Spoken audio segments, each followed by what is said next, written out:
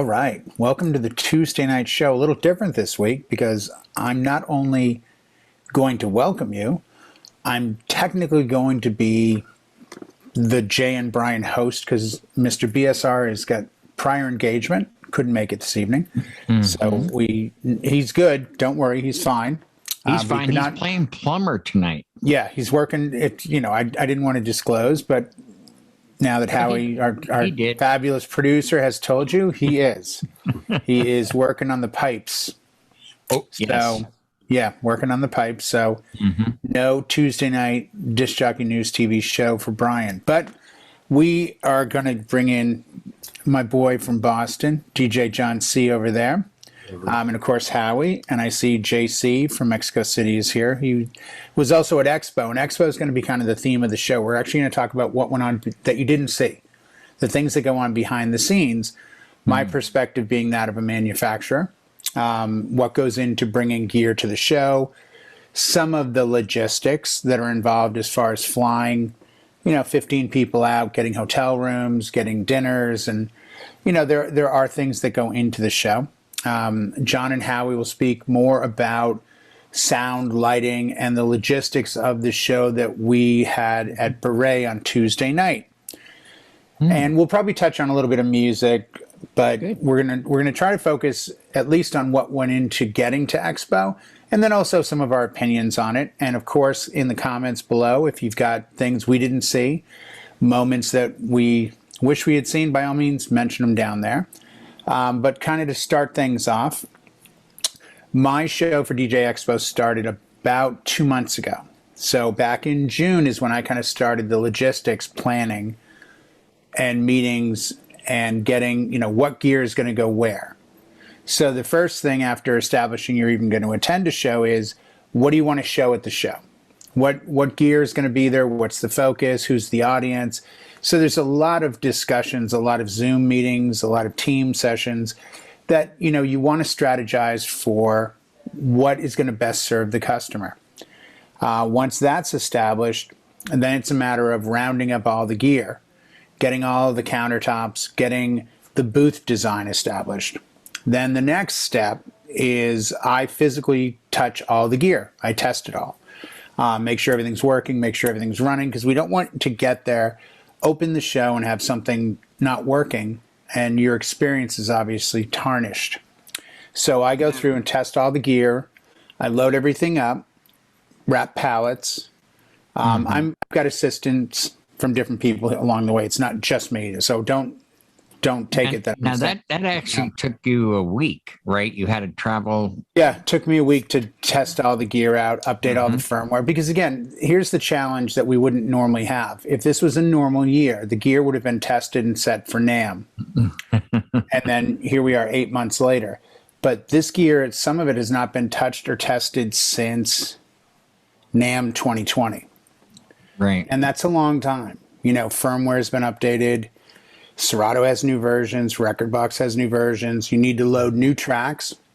You want to update all the music, all the scratch singles. So there's the little things you kind of plan as you go. Once everything is ready to travel, now it's a matter of establishing the team.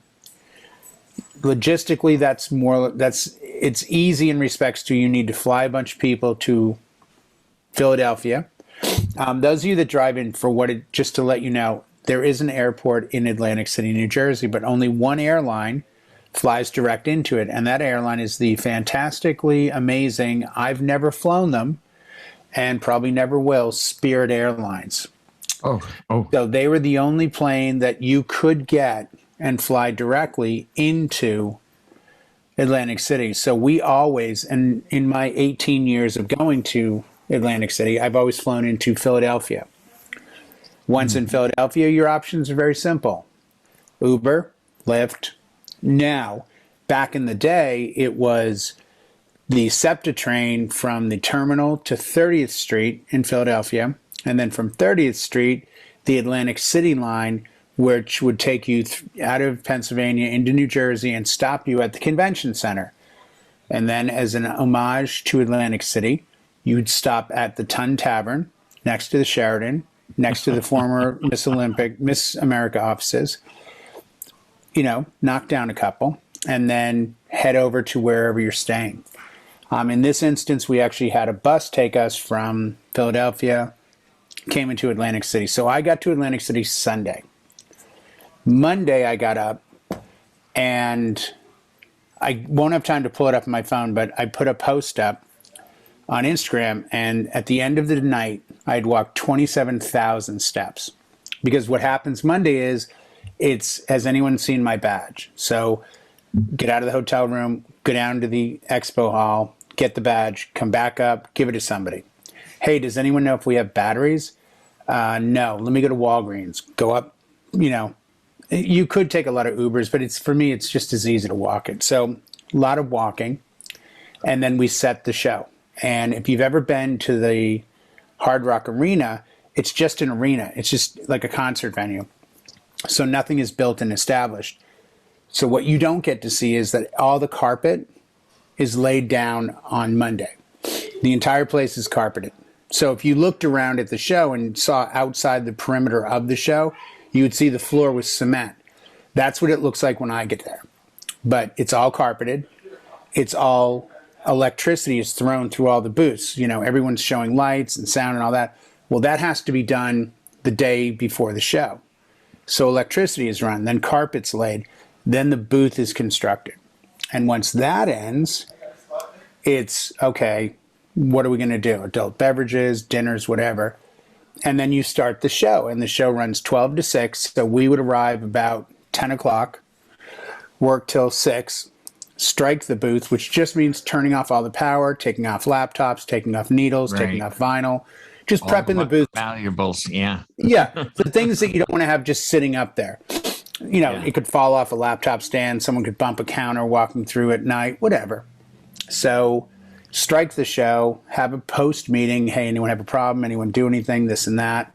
Monday, we also had a great seminar. Priyan, Johnny, and myself gave away an S7 or an S11. Great seminar on both products. Let's see, what else? That was really Monday. Monday was a great day. It was very busy. Mm-hmm. Or no, Monday was very busy because we had the seminar and we had to do setup.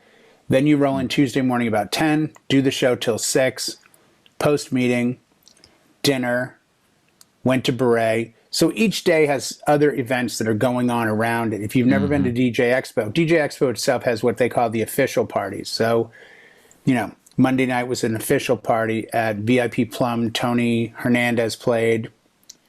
He was in our talk last night. Lou Paris played. That was packed. Tuesday night was the Beret party for Disc Jockey News TV in the chill room, which we're in now. It also was Ladado and a couple other DJs over at Club Dare. Wednesday, start the show, came in about 10:30, fire up all the gear, shot a quick video of the booth.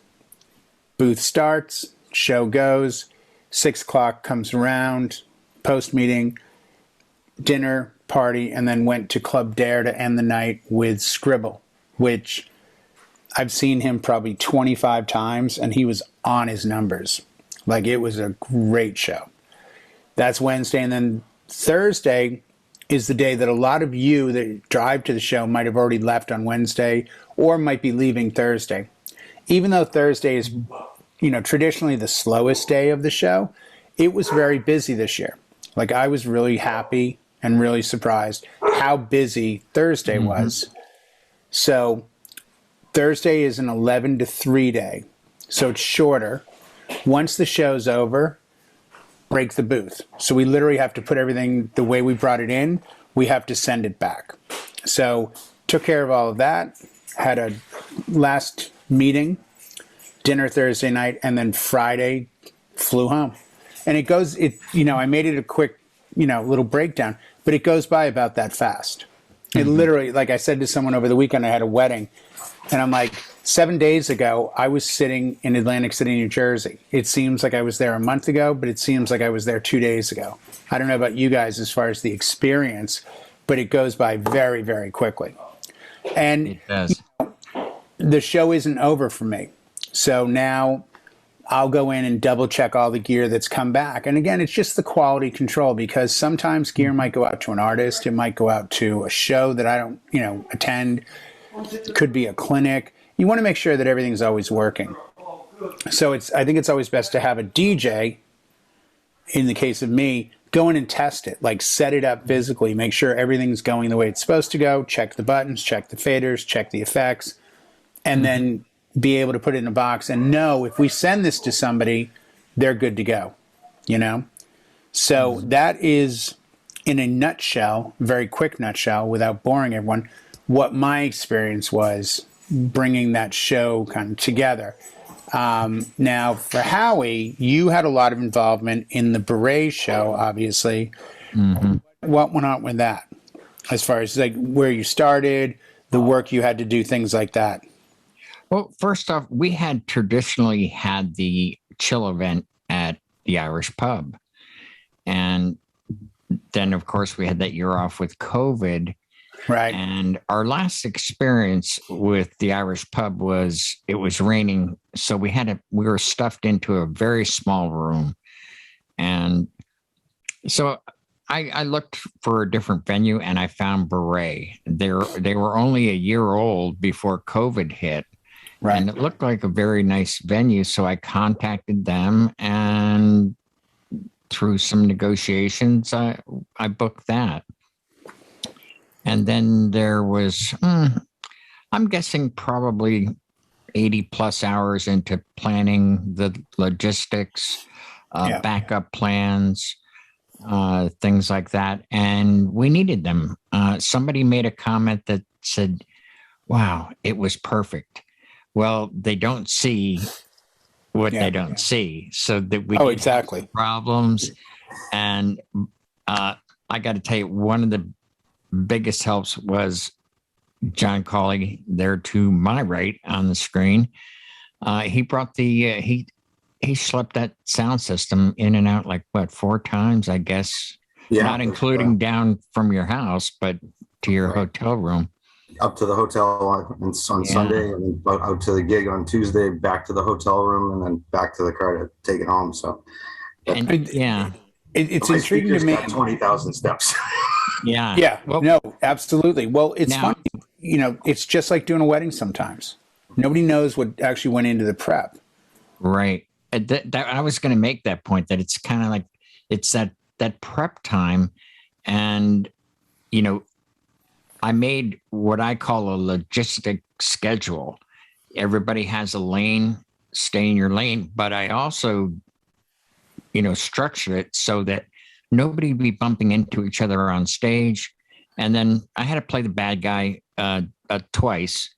And well-meaning people were on the stage. What can I do? I said, you could get off the stage, please, because we know what we're doing. And Eric was extremely helpful. He brought down some gear for us. He brought the controller and the hazer. And it went together really well, even though the air conditioning was dripping on the table when John and I were setting it up. So we adjusted, we moved, and then he was able to work without running into someone. I was able to do the lighting and get that up in the air and crank that up without anybody bumping into me. And what was really nice is John, I can't say enough, you did an outstanding job with the sound. There was not one bit of feedback on that microphone. It came out wonderful. Yeah, it sounded incredible. It really did. And it was just that, and I'm a sound guy, but I trust John. And he said, I can do it. I believe him. And he did it. He proved it. He did a great job. And I stayed in my lane and stayed back, doing the lights. They were up, on that. And then Bill came in and he put the step and repeat up. And then away we went. I think we did it in record time. We were ready a half hour early. Yeah, we were good. We dropped the needle right at 8 p.m. right when we were supposed to. Everything was fired up and ready to go. And then, like we do at gigs, you do the walk the perimeter. Is it any hot spots too loud anywhere it shouldn't be? And even Brian had come up and said, "This is a great level. Like, we can have conversations and people can hear each other." And that was the big thing. That was big. I think you hit it right on the mark, John, because we've all been in those rooms where you're shouting in someone's ear. You cannot have a group conversation. And that was the whole idea of the chill event. Make it fun. People were dancing, but you could still have a conversation, and it didn't hurt that the food was very good and the drinks were very, very affordable. Yeah, as was the food. So, and as far as our it was as far crazy. as our talent went, for all the different DJs that came in that had never touched a controller like Eric brought along, Yeah, figured it out. They're like, "I've never used this. What is that? Serato. I've never used that." What? Yep. And we all figured it out and powered through, and the transitions were seamless. And with a lot of Eric's help, converting everyone's thumb drives into crates, we sailed right through it nice and smooth. Yeah, Well, I think 6 different DJs? Is that how many of us there were? Yeah. I knew that yes, 30 because we did. The guy asked us to stay open till 1, and Brian K spun. So Yep. 6 total. Well, and I it knew was- 33% of us were going to know how to use it. Yeah. 2 out of the 6. No, Eric, you knocked it out of the park. I mean, because it was seamless. You were able to get these guys up to speed, but not only that, there was no lag anywhere, no dead air. It was wonderful. I think it's important, especially for the mobile crowd. And I don't want to disparage club DJs or anything like that, but I know plenty of club DJs that have never done a mobile event, and that's fine. They don't have to. Their career was based on, I'm going to develop a style that is best placed in a nightclub or a bar or a venue per se. So when they start hearing the stories of what it takes to do an average event, you made a great comment about John with the speakers. I said to somebody one time about lugging heavy speakers, and like, well, you're moving them once. I'm like, no, you're moving them four times minimum. They're like, what do you mean? I'm like, garage to van, van to gig, gig to van, van to garage. Like, they're constantly in flux, it seems. You're always maneuvering.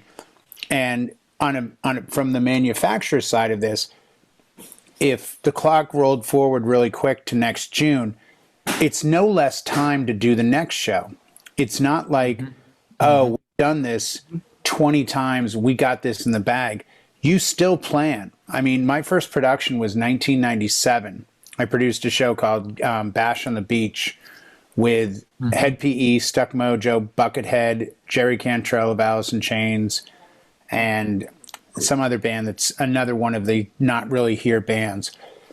But it was huge budget, and I learned very quickly. I kept calling all the record labels, and I could never get anyone on the phone. And finally I called, and one of the receptionists said, "What's your title?" And I said, "Well, it's my boat. I'm the director of entertainment." She goes, "Who's producing it?" I go, "I don't know." She goes, "Well, you're the one calling. You must be the producer." I was like, "Oh, okay, then I'm the producer." She's like, "Hold on." 2 seconds later, "Jay, baby, how are you?" I'm like, "Good. John, how are you?" "Great. Here's what I need." "Okay, I can't do this. But I can do this." "Okay, sounds perfect." Hang up the phone. Next company. "Yeah, hi, this is Jay Brannan, producer of the show." "Oh, hold on." And like, I learned, but it added even more work to me, but at least I could say I was a producer. But right. I think if you've done a wedding, if you've done mobile events, bar mitzvahs, parties, anything, you understand what goes into these things. And there is planning. We often talk about weddings being a 20 to 30 hour event. And they look at you like, no, you were only there for 6 hours. The other day I did a 5-hour wedding. I was on scene at 2:30 for fear of traffic in the area on a Saturday. I left at midnight. I had met with the clients a total of 3 times for like an hour and a half each time.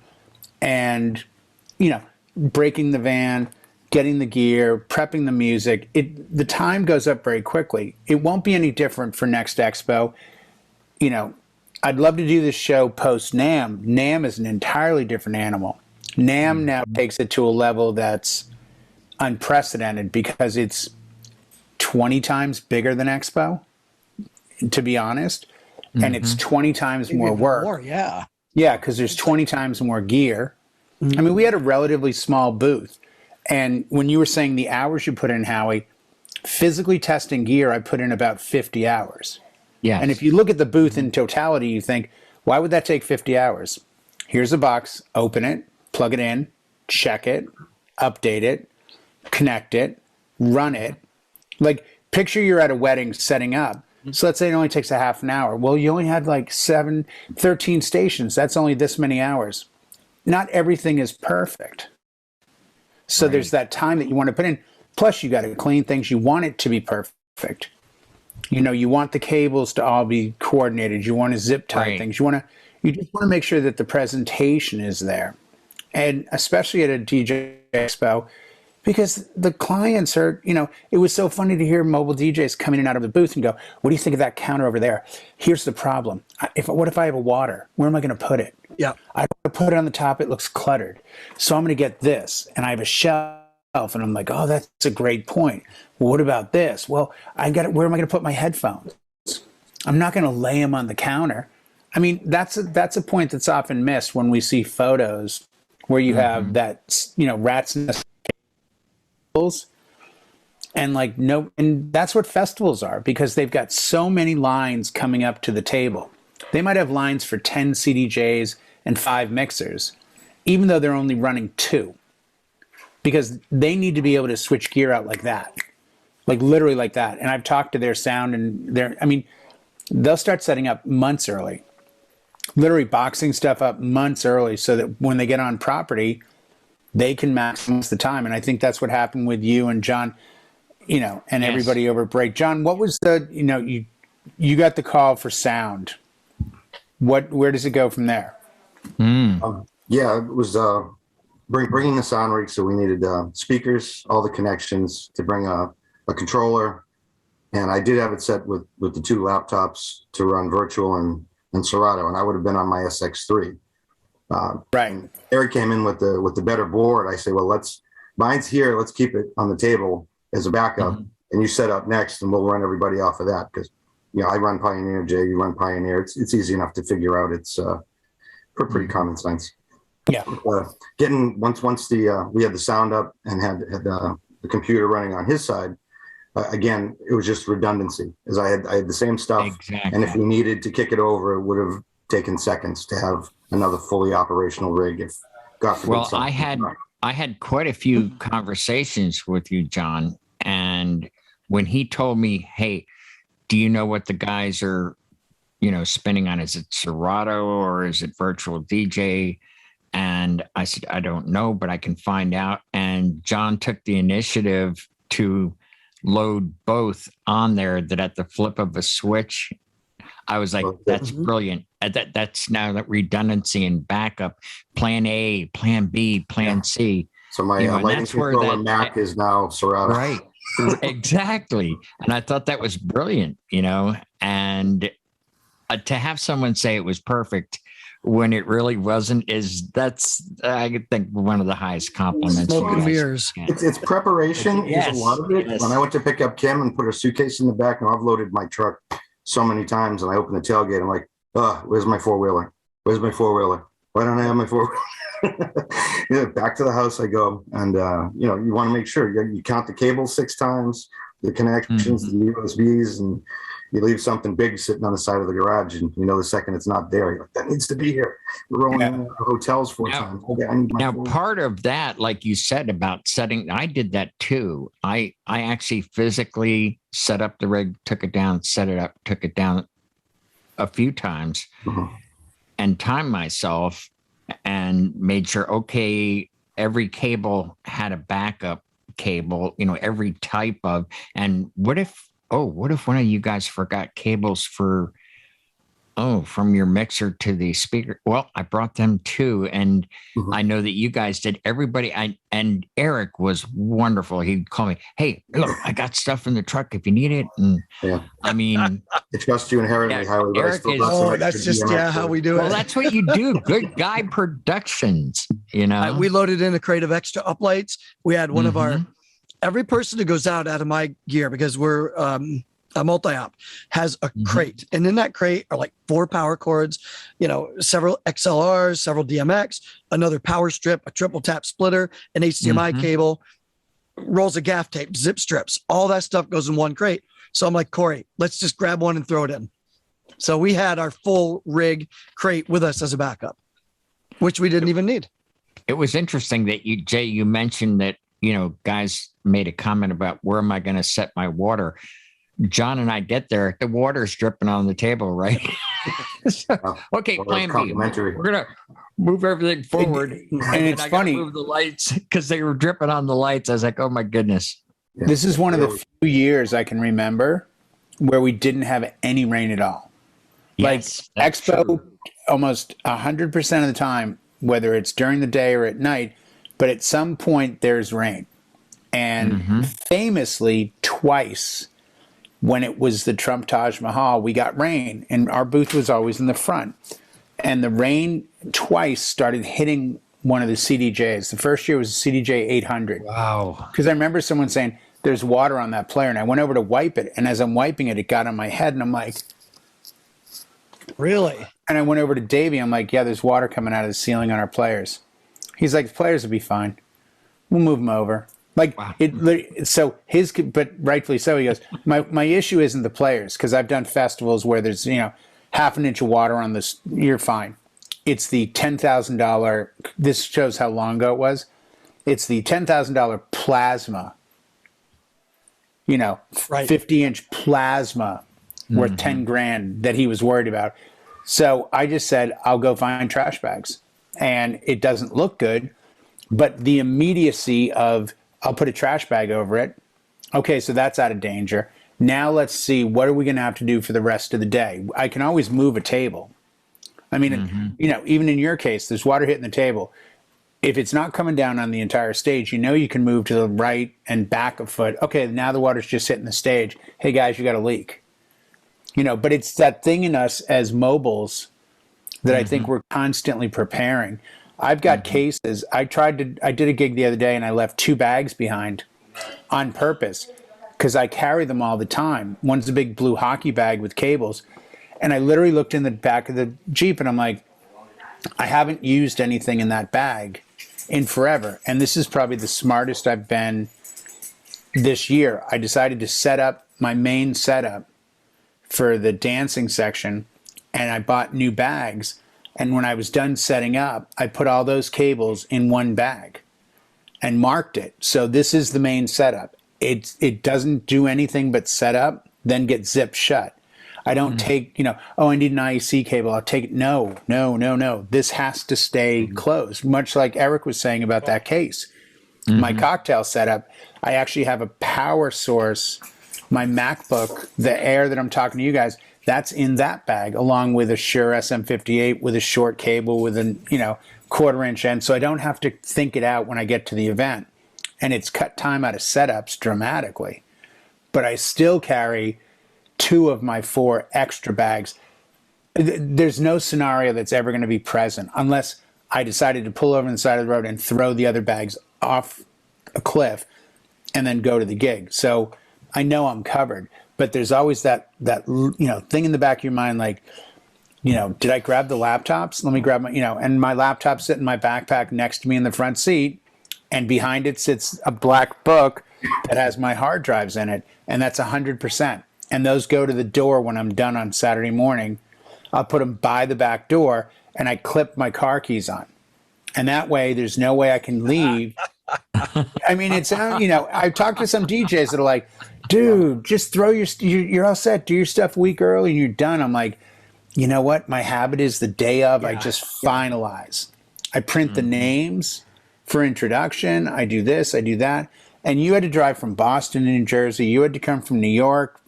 Howie had to come from, what's the drive for you, Howie? 2-3 hours? 4 hours?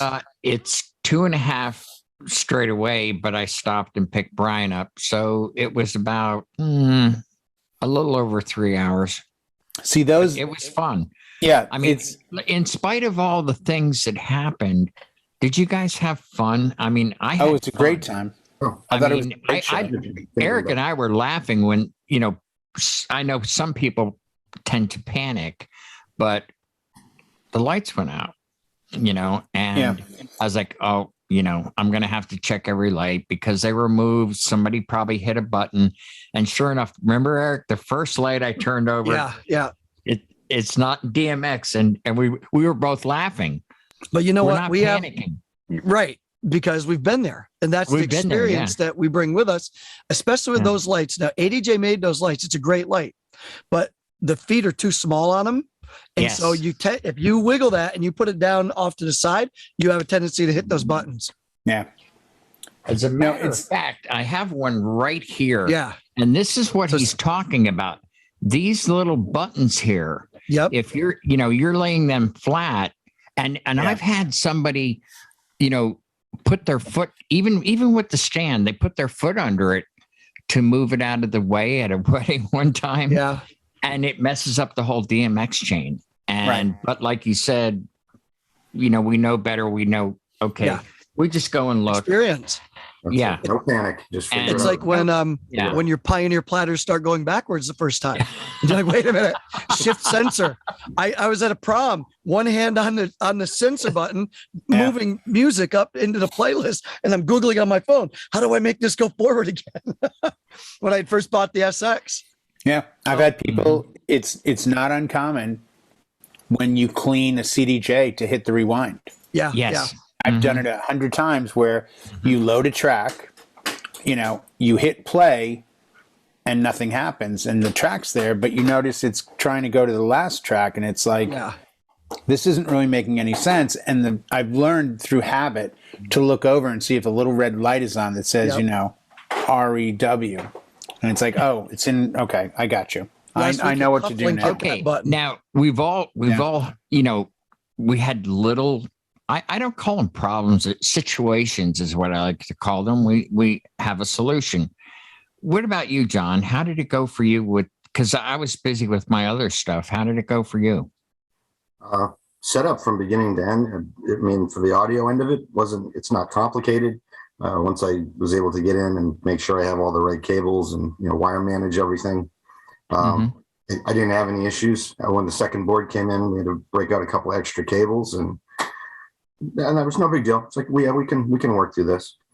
So there was no real big drama. As I say, the moisture coming down was a concern, and to make sure there was enough space between the facade and the table that Brian could get back and forth. Right.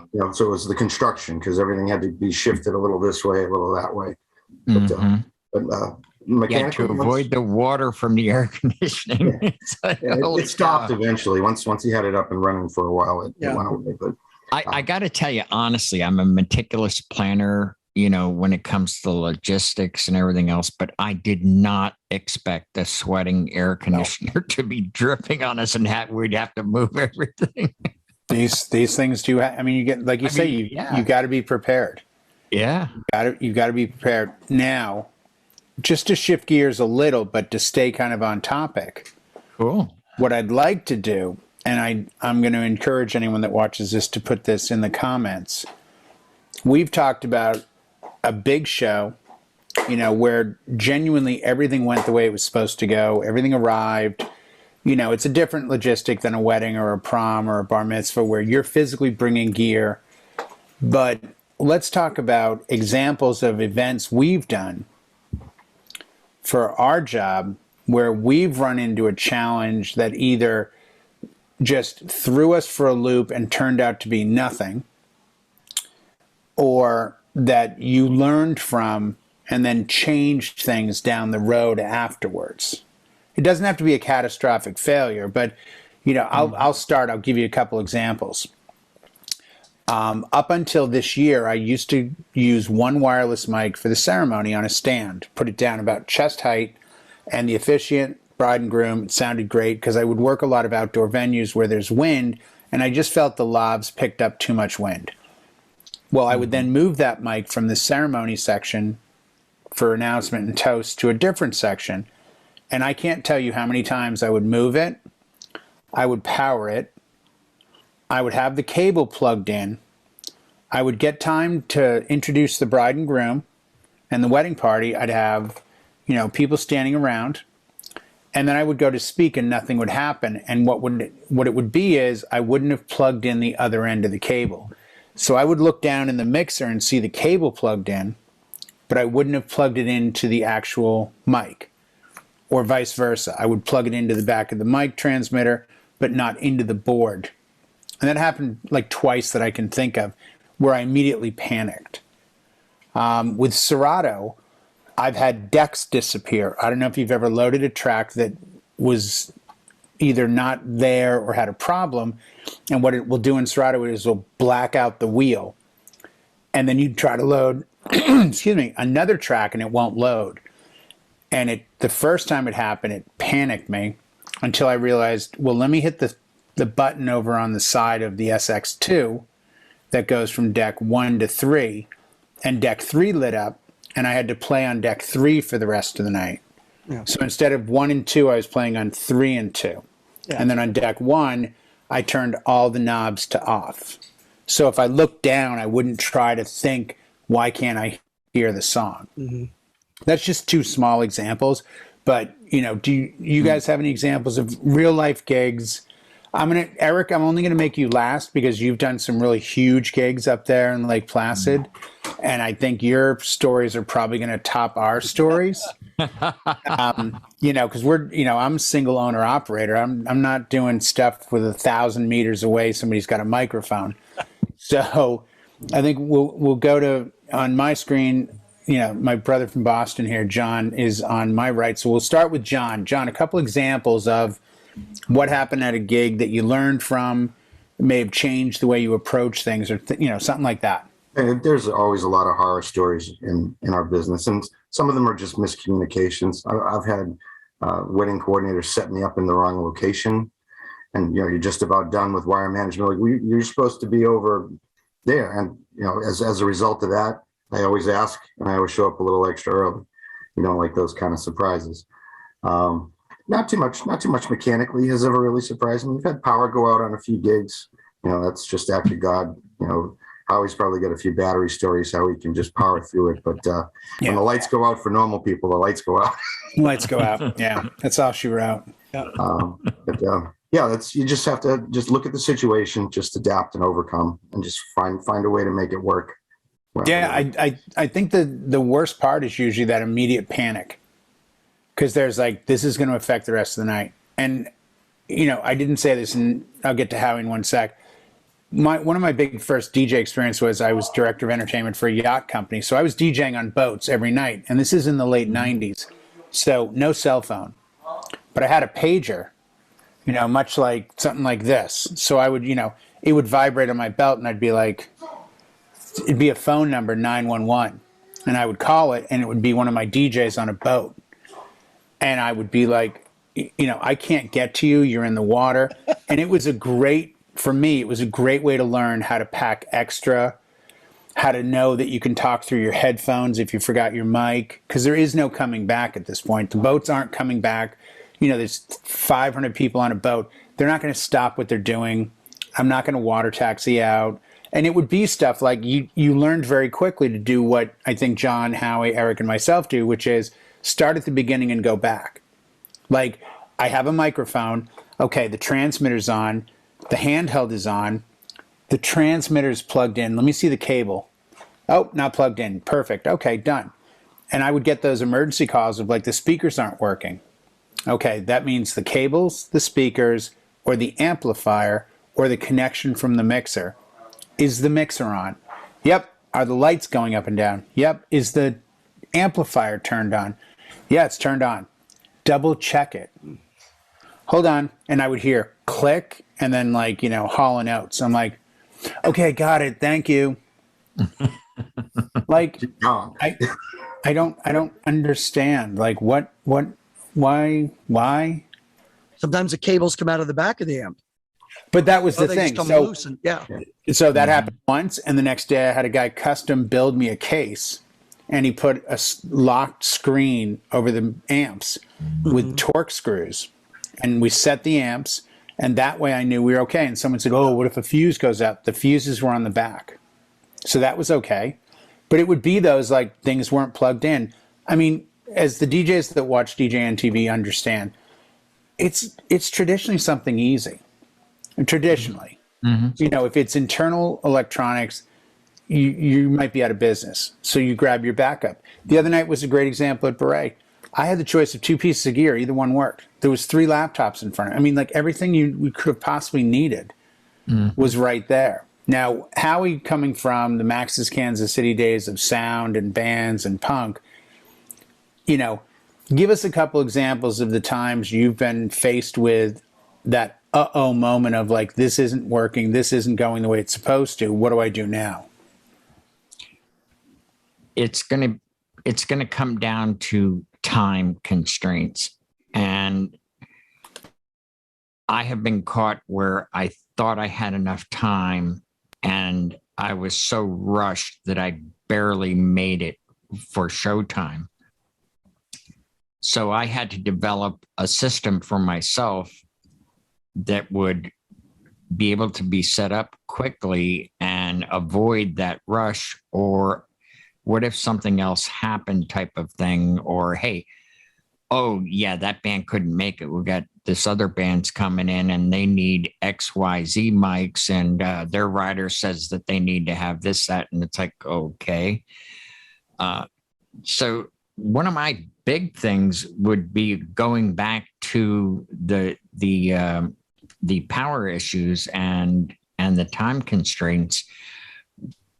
Everybody's run into this now. A lot of the venues are doing this, and simply so that it's not like the old days where you could go in there 4 hours early and you could, you know, take as long as you want, you know, to break down.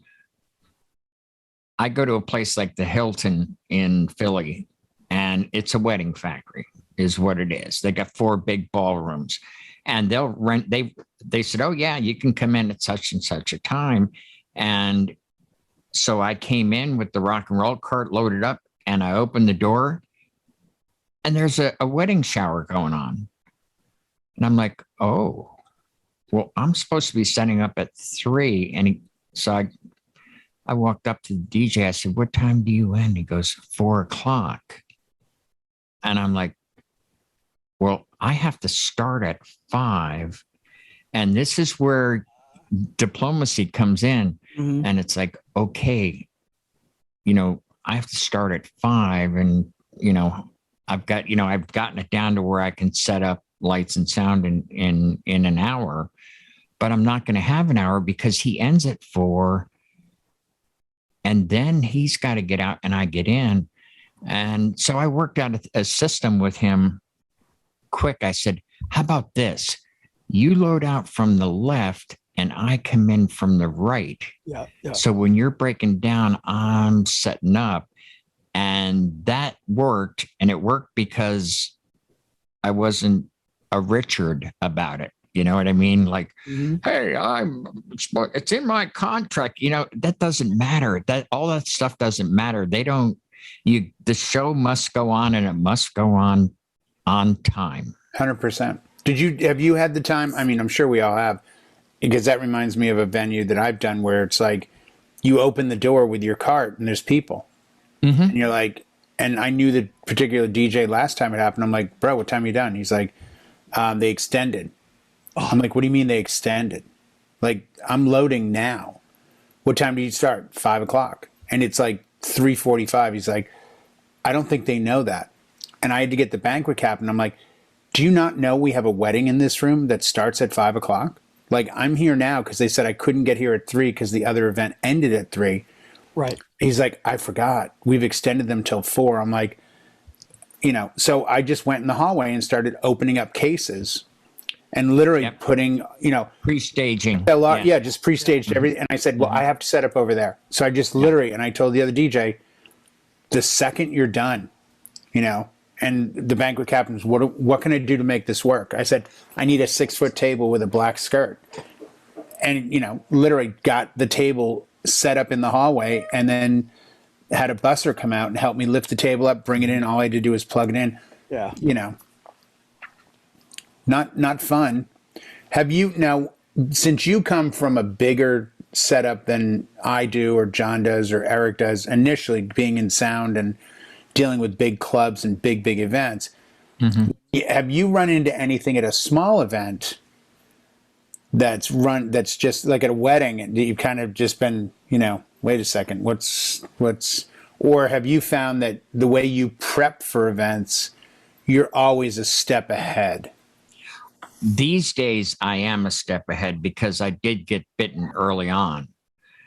And that actually, the necessity is the mother of invention, was I needed to do a ceremony thing outside, and there was no power at the designated outlet because it's outdoors. It probably got hit by the riding lawnmower because it was bent over. And I was like, oh, this is not going to work. It was on the 18th hole. And I know, oh boy. So I ran, it must have been 300 feet of extension cord. It looked ugly. And then I said, you know what? I'm going to build my own battery powered speaker because there wasn't one available yet. So that's when I built the Howie box. And ever since then, I thought, I got really into battery technology, and my coffin with my controller in it and laptop is completely battery powered. So I open that up, literally can open that up and just take the two XLRs, two speakers. I have my new favorite toy here. I am able to, what did I do with it? Oh. Anyway, I got one of these. It's like a lunchbox. And this one's an Energizer, but they got Jackery and so forth. I got this. We use this at Beret. I powered two iPads, my laptop for what were there 6 hours. And I still have 4 bars on here. So I did do a test with this before, and I was able to, a 12-inch top I ran for over 10 hours. So I was like, whoa, wow. I can use this as a pass-through and not have to use the Howie box. The Howie box could be strictly ceremony, but now it has happened to me at venues where the power goes out and the music's still going, the lights are on because they're battery powered. And the only light in the place is the emergency sign with that white thing. And that only lasts for a half hour, 45 minutes because it's just to get people out in an emergency. Right. So they were surprised. They were like, how are you doing that? And I said, battery powered. And I said, if it's okay with the venue, we can continue with your reception. And they were like, oh, absolutely. Yes. And it was really wonderful. They just lit some candles and put them on the table, and we kept the party going. And eventually those emergency lights, they faded away. And it was just such a nice glow about the room. I bet. And for lack of a better term, I got to be the hero for the day, Well, it's not something you can really, I'm in Southern California, and we do what's called rolling blackouts. Yes. They will tell you your area may experience a 30-minute power outage due to high temperatures and an over demand of power. Now, knock on wood, I have not had power drop at an event. When I went from the halogen, 4,800 degree Parcan uplights. Oh, my favorite. And then went to LED back in my Chauvet 199B color wash that I bought at DJ Expo back in 2007. Bought 6 of them, and they were very expensive, and they gave me a good deal, but it was close to $1,000 for 6 Parcans. Right. My selling point was, are there going to be children at this wedding? Yes, there are. Well, if you'd like to go with uplighting, and it was still newish, so it's like, what's uplighting? Oh, I'll put colors around the room. These are LEDs, so they're room temp or lower. So a child's hand, and I did a wedding for a doctor, and his niece came over and put her hand on the light, and he took a photo and sent it to me in a thank you card. and said, you should show this to your clients as an example of why your lights are safe. When I went to the quad fours, I actually said to somebody, summertime wedding, I said, and don't worry, if you go with the uplighting, I know rolling blackouts are a concern. They're like, yeah, to be honest with you, we were going to ask you what you do. Well, not to worry. I can still safely have the room lit because I'll have all battery lights around it. So I can, you don't have to worry about your guests being in the dark. No, I don't have a generator. No, I don't have a Howie box. So you will have no music. I did do a video where I had a small USB, this kind of thing. And I plugged in a USB A-B cable, turned it on, plugged it into the back of a DJSR. It lit up. I plugged in the microphone, and I was able to make an announcement. So if I had no power and a USB power source, I could make an emergency announcement. And that's only, of course, if my speakers were battery, which they're not. So, but, I think it made sense to me at the time. But, I think we have to kind of look at things from that perspective, So and now see what's going on. we have time for the big gun in the room there. Yes, Eric. Production company, Eric. Nothing makes my heart pound more than not seeing a thumb drive react or a hard drive having an issue. Oh, yeah. Oh, I hate that. So I've learned that, I email the main songs to myself so I can retrieve them if I have to. That's, a kind of a cloud backup service. But I'll take it back. Yeah, this is using CDs back maybe 20 years ago. And I lost one side of the deck. So I've got one side playing now.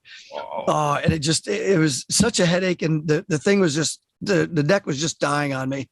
I couldn't track through, it wouldn't track through like track to track. So I had to hold my finger down the fast forward button to get to the next song on one deck. I had to talk in between each song. Luckily it was a Christmas party, so it wasn't a wedding or anything, but still I sat down, I got behind my table and I'm like, please, please, please, please, please figure this out. How am I going to get through this? And so we did, it worked out all right. People probably wondered why I talked so much that night, but we got through it, and things happen. They're machines, they break. Mm-hmm. And nowadays, how far away do you keep all your backup gear at an event? How much do I bring, or? No, how far away from you do you have your backup gear? Well, all my vans are sprinters or whatever. So we're, right. It's on site. There's always stuff on site in the van. Right. Because it seems now with the technology, that XZ that I use, somebody said, what about backup for the laptop? I'm like, I already have that. It's right here. Plus I have the other laptop. Yeah. And I think that's, I came into it late 2011 because I was scared of laptops. All you guys had laptops and were doing great. And my second laptop gig, the CPU light lit on the first beat of the first dance song. I swear it was a Lenovo ThinkPad.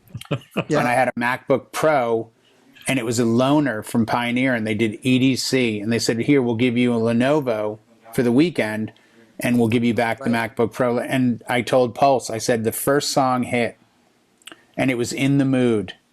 And all of a sudden, this red light started blinking, and I looked close, and it said CPU. So 9%.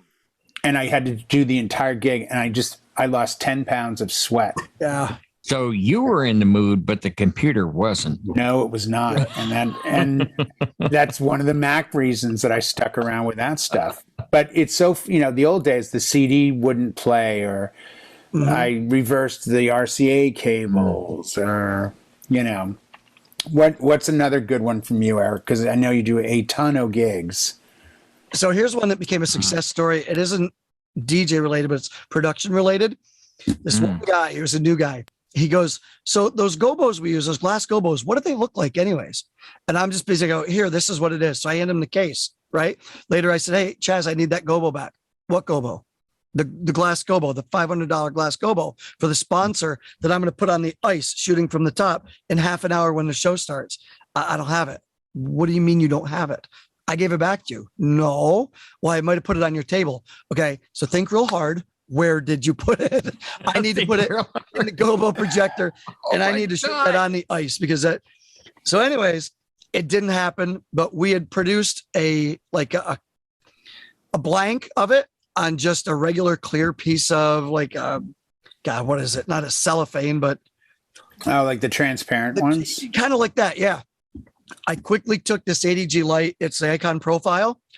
And I took it and I put it in. How hot could I get this before it melts? That one melts. Okay. Bring it down to 200. 255 didn't work. 200 didn't work. 180 did. So I was able to take that gobo 51 feet in the catwalk and shoot it down on the ice. So the sponsor's logo was down on the ice and it worked. That's awesome. I sent a message to Jose the next day. I'm like, Jose, by the way, it will work. You can use a clear transparency. If you keep the temperature low, right? Yeah. Just got to keep, 180 out of 255 was the percentage you could use. I have to know. Did you ever find that $500 gobo? No idea. It's in the arena somewhere. We have no idea where it is. Now, people don't, some of the viewers might not realize a glass gobo's custom made, and they do cost $500. Yep. And they're beautiful. Oh, they are. Yeah. I've shown that. You ever seen the silver dollar, maybe smaller, but there's one of the moon. Like if you look up glass gobo, if you Google it, there's a famous one of a moon. And I showed it to a client and they were like, I want that at my event. I'm like, okay. And I came back to them and I'm like, here's the price tag. And they choked.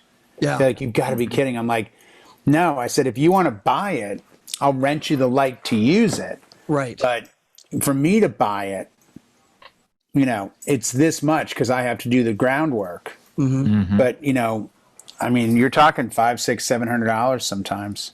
Yeah, it's multiple layers because this was like a 4-color, so it was. They look amazing. And it was the sponsor. They had given our group $100,000 to do the event. So they were sponsoring the whole opening ceremony and their logo had to be on the ice. Oh, yeah. It had to be, yeah. And a glass 4-color. Okay, hey, we've got like 2 minutes left. John, take us out. What do you got? I'd just like to say thanks to the really professional team that I had a pleasure of working with. This is my first time doing the show with the DJNTV guys, and by far the most professional crew that I've ever had the pleasure of sharing a stage. On the phone with talking to Eric after all was said and done, I went through the bag and checked my cords and cables. I wasn't missing one, and I didn't even have one of his. That's how efficiently we packed up. There you go. In the dark. That's perfect. We did so well. So thank you guys for a great experience, and I'm happy to be a part of the next one. So. And I want to thank you guys for really helping out here. It was quite an endeavor to pull off, and you guys are flawless. So thank you so much. And it will be a blast next August 9th. Mark your calendars. 9 to 11, right? Yep. I already booked it so that nobody can take it from under us. Nope, it's ours. And, hey, the new hours are 9 to 11. No, I was thinking the date of the show is 9th to 11th. I think I saw. Yes. Oh, yeah. Yeah. Oh, yeah. I call it the 8th to 11th because of the Monday seminars. Yeah. But yeah, you're right. August 9th, that Tuesday. Yeah, it's going to be good. I mean, I'll put it this way. I was approached by somebody who I said I would hook up with Howie from the disc jockey side. I'm like, to be honest with you, this is really a separate show. But I mean, I'll get you his information. Like, yeah, we heard it was a real success. The problem is they'll want to move it and it won't be the show that it is. Right. And I've seen this in Vegas and I don't want to really see it in New Jersey. Yeah. This is where you can go and have a great time and not feel like it's, look how good I am. You're just going to have some music behind you, have some great food, great drinks at amazing prices, and just enjoy networking and being around like-minded individuals who are all very very cool people. Well, it's a little more work when we don't have the BSR with us, isn't it, Howie? Yeah. You know what? I have an idea, for what you just said. Why don't we call it a chill event or something? That's a great idea. We could even have posters made with pictures and yeah. I think this would I think we should work this out. We'll have a meeting. Right. Have your people call my people. All right, we're gonna put a fork in it, guys. Thank you so much. That's it, everybody. Appreciate it. We'll see you next week with the BSR. Yes, he'll be back.